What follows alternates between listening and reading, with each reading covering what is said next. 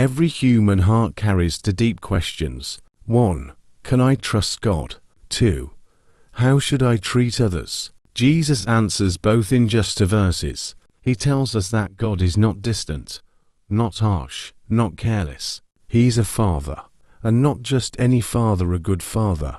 Then he says, therefore, because of who God is, this is how you should live. Matthew 7:11 tells us about God's heart toward us. Verse 12 tells us about our heart toward others. Karma. Before we can live right, we must believe right. Before we can love others well, we must know we are loved well. If you, though imperfect, know how to give good gifts to your children, how much more will your Father in heaven give good things to those who ask him? Notice what he's saying. Even flawed, broken, imperfect parents still want to bless their children. Even people with weaknesses still desire to provide and protect. Now imagine a father without flaws, a father without selfishness, a father without mood swings, a father without failure.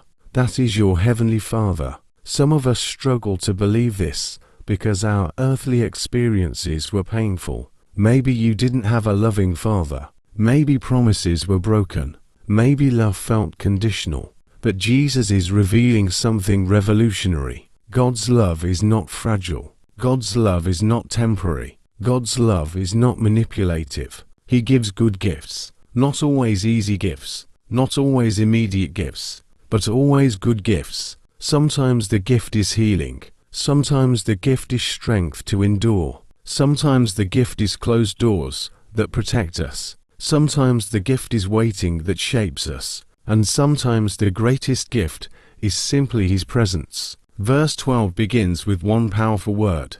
Therefore, because God treats you with goodness, because God listens when you ask, because God gives generously, therefore, do to others what you would have them do to you. This is not passive kindness. This is intentional love. It means, speak how you want to be spoken to. Forgive how you want to be forgiven. Show patience how you hope others will show patience to you. Extend grace the way you desperately need grace. The golden rule is not about feelings. It's about choice. When someone hurts you, the natural response is retaliation. But the Father's love inside you gives you a new response, compassion.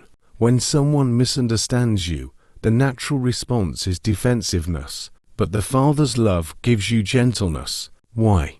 Because you remember how patient God has been with you. We love differently when we know we are deeply loved. Think about how God has treated you. He didn't give up on you. He didn't humiliate you when you failed. He didn't abandon you when you doubted. If he has loved you like that, how can we withhold love from others? This is not weakness. This is strength shaped by grace. Christian life is lived in this rhythm. Receive from the Father, release to others. Karma. When you stop receiving, you become dry.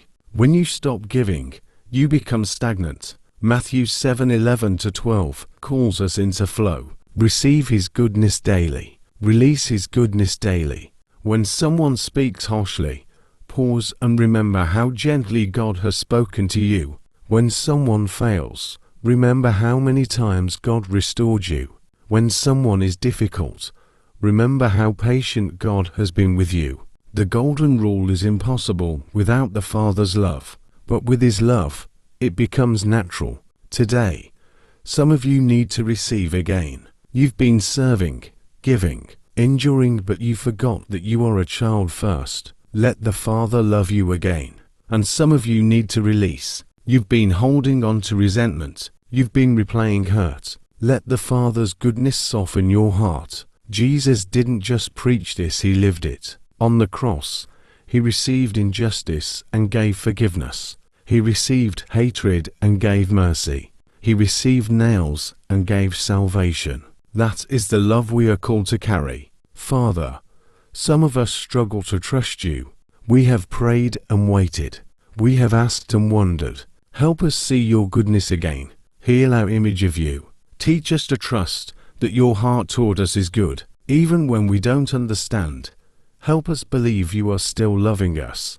Where we are impatient, teach us patience.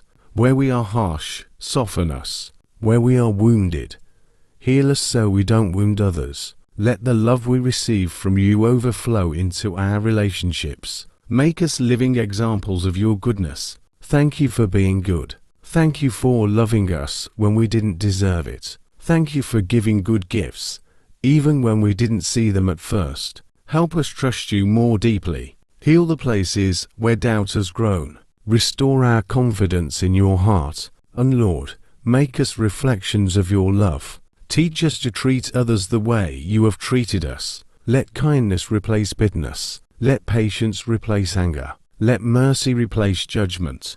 We receive your love, and we choose to live it out. In Jesus' name.